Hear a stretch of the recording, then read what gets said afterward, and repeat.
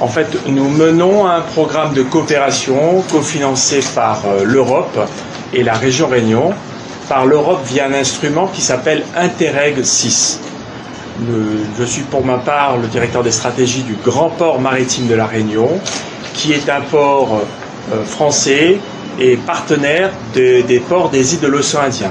Nous sommes à la fois partenaires via une association qui s'appelle l'Association des ports des îles de l'océan Indien, qui regroupe les Comores, Seychelles, Madagascar, Maurice Mayotte et la Réunion. Deuxième, nous sommes aussi partenaires d'une association qui s'appelle la Port Management Association of Eastern and Southern Africa, qui regroupe tous les ports qui vont du Sud-Soudan, de l'Érythrée, plutôt, jusqu'à l'Angola. Et nous avons imaginé avec nos partenaires de ces deux grandes associations et les ports avec lesquels nous travaillons et nous sommes en relation depuis fort longtemps, de monter un programme de coopération à la fois de renforcement des compétences des personnels féminins dans les ports, ce sera l'activité numéro 1. Une deuxième activité d'échange de bonnes pratiques sur des thèmes phares que sont la digitalisation.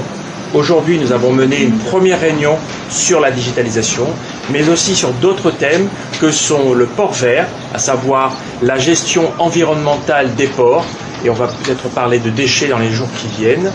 Et nous avons aussi comme ambition de parler de croisière durable en océan Indien, parce que nos territoires ont un très fort potentiel en la matière.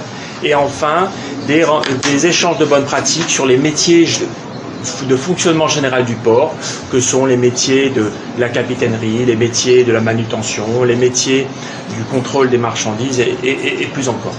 Et puis enfin une troisième activité, qui est une activité qui, elle, est axée autour du renforcement des compétences des personnels portuaires.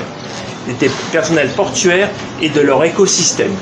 À savoir que nous avons l'ambition de monter un programme de formation des cadres des ports et des cadres des entreprises publiques et privées gravitant dans les écosystèmes portuaires pour leur permettre d'avoir une formation sur les thèmes de l'échange de bonnes pratiques que je vous ai évoqués, le port vert, la digitalisation et d'autres thèmes encore, et surtout d'avoir une immersion à l'île de la Réunion. En fait, nous proposons que par cette immersion et cette expérience professionnelle, même de courte durée qui se passera à La Réunion, les cadres vont pouvoir avoir une expérience enrichissante et de pouvoir avoir un réseau qui leur permette de contribuer à la création de valeur des entreprises pour lesquelles ils travaillent dans leurs ports respectifs.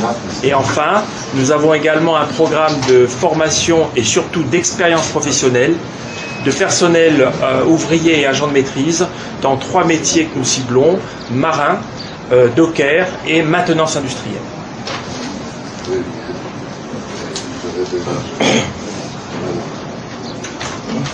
Pour poursuivre votre programme et vos différents projets, quelles mesures avez-vous prévu mettre en place pour mener à bien cette mission? Alors, les mesures qu'on a prévues sont d'abord des missions croisées pour les échanges de bonnes pratiques. À savoir que là, par exemple, nous avons imaginé, commencé à réfléchir à des stratégies de pouvoir et communiquer autour des enjeux de la digitalisation. Donc, ce sera des missions aux Comores et des missions à La Réunion, par exemple. Il y aura, pour le programme de renforcement des compétences, je vous l'ai dit, donc ça sera à la fois des immersions de personnel des écosystèmes portuaires à La Réunion pour qu'ils aient une expérience dans un port européen, et également des immersions de cadres, des salariés des ports de La Réunion dans les ports des îles de l'océan Indien aussi, pour qu'ils acquièrent aussi une compétence nouvelle et qu'ils comprennent leur environnement. Et puis, pour qui est durance des cadres féminins, nous greffons à des grands événements qui sont des conférences portuaires au cours desquelles nous créons un forum. Et pour ça, nous avons imaginé un think tank qui regroupe des cadres femmes des ports à haut potentiel qui vont pouvoir échanger elles aussi et contribuer, et nous l'espérons, se développer dans le milieu portuaire. Merci. Dalani Mohamed, Alouatouane. Nous voulons savoir ce que vous dites ici, il y aura des formations, de renforcer les capacités des agents portuaires. Où est-ce que vous avez pu, vous allez dispenser ces formations-là? Est-ce que ça sera local ou bien les agents portuaires comoriens seront déplacés vers d'autres lieux, etc.? Alors en fait, pour bien préciser mon propos, la formation est est un prérequis, mais n'est pas notre objectif. Notre objectif, la plupart des personnels portuaires sont souvent des gens déjà formés. Ce qui nous manque à tous, c'est une expérience professionnelle dans des cadres un petit peu, pas de la formation, comprenez-moi bien. Notre but est de donner au personnel portuaire une expérience qualifiante en matière une expérience professionnelle en Europe et sur lequel ils pourront s'appuyer pour se développer et croître ensuite dans leur carrière. Concernant cette coopération, quels résultats attendez-vous surtout des deux côtés? Alors, pourquoi nous faisons tout ça? Il faut comprendre, ça ne vous a pas échappé, que les échanges économiques entre nos îles sont extrêmement faibles. Pourquoi? Parce qu'il y a des barrières culturelles, les gens ne se connaissent pas, et comme vous le savez, la plupart des cultures, et j'en fais partie, hein, je suis en océan Indien, nous avons besoin de nous connaître avant qu'il y ait un flux d'affaires. Et en fait, ce projet a pour but de permettre aux gens de se connaître pour que, de manière subséquente, et le fait d'avoir un nouveau réseau, d'être en confiance avec de nouveaux interlocuteurs, que plus tard un flux d'affaires, plus tard que des opportunités professionnelles se fassent.